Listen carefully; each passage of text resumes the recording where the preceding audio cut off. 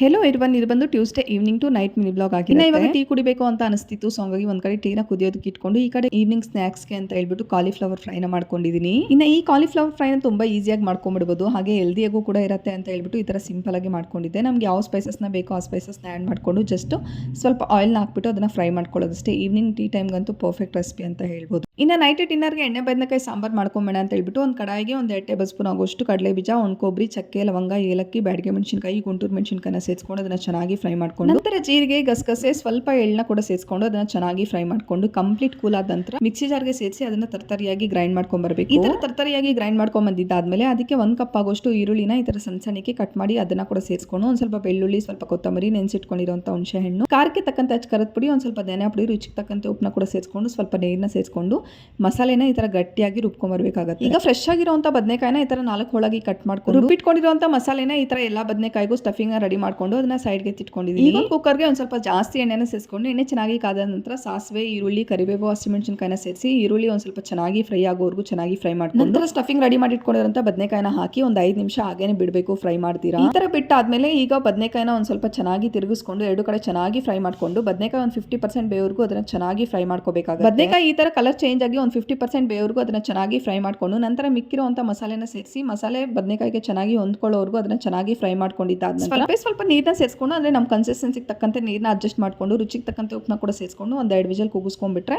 ಸಕ್ಕ ಟೇಸ್ಟಿಯಾಗಿರುವಂಥ ಎಣ್ಣೆಗಾಯಿ ತುಂಬ ಚೆನ್ನಾಗಿ ರೆಡಿಯಾಗಿರುತ್ತೆ. ಇನ್ನು ಈ ಕಡೆ ಅದಕ್ಕೆ ಕಾಂಬಿನೇಷನ್ ಆಗಿ ಚಪಾತಿ ಮಾಡ್ಕೊಂಬೇಡ ಅಂತ ಹೇಳ್ಬಿಟ್ಟು ಚಪಾತಿ ಹಿಟ್ಟನ್ನ ಕೂಡ ರೆಡಿ ಮಾಡ್ಕೊಂಡ್ಬಿಟ್ಟು ಇನ್ನು ಅಷ್ಟೇ ಕುಕ್ಕರ್ 2 ವಿಜಲ್ ಬಂದು ಎಣ್ಣೆಗಾಯಿ ಅಂತೂ ತುಂಬಾನೇ ಚೆನ್ನಾಗಿತ್ತು. ಲಾಸ್ಟ್ ಇದಕ್ಕೆ ಒಂದು ಸ್ವಲ್ಪ ಕೊತ್ತಂಬರಿನ ಹಾಕಿ ಗಾರ್ನಿಶ್ ಮಾಡ್ಕೊಂಡು ಸರ್ವ್ ಮಾಡ್ಕೊಂಡ್ರೆ ಸಕ್ಕ ಟೇಸ್ಟಿಯಾಗಿರುವಂಥ ಎಣ್ಣೆಗಾಯಿ ತುಂಬ ಚೆನ್ನಾಗಿ ರೆಡಿಯಾಗಿರುತ್ತೆ. ಮಸ್ತಾಗಿ ಒಂದ್ಸಲ ಟ್ರೈ ಮಾಡಿ, ತುಂಬಾನೇ ಚೆನ್ನಾಗಿರುತ್ತೆ. ಈ ರೆಸಿಪಿ ಇಷ್ಟ ಆಯಿತು ಅಂತಂದ್ರೆ ಪ್ಲೀಸ್ ಲೈಕ್ ಮಾಡಿ, ಶೇರ್ ಮಾಡಿ, ಸಬ್ಸ್ಕ್ರೈಬ್ ಮಾಡ್ಕೊಳ್ಳಿ. Thank you.